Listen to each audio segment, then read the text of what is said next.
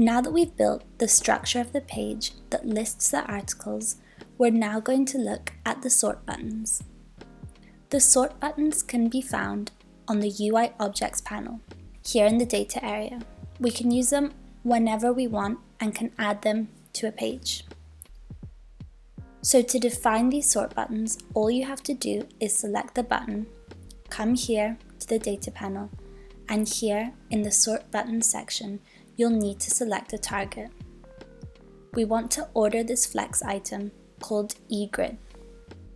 So once we've selected the target for this sort, we have to define what the sorting criteria will be.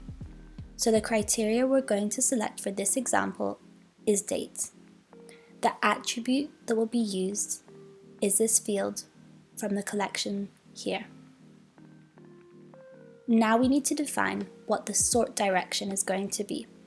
We want to sort from the most recent to the oldest. So we're going to leave this as it is. For this button, we're going to do exactly the same thing. We're going to come here again to the data panel and we're going to select the flex layout, and then we're going to select the attribute by which we sort. In this case, the date.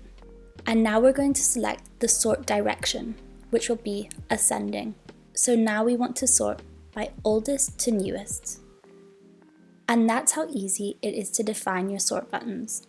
Let's enter preview mode and make sure this works. We're going to have a small problem.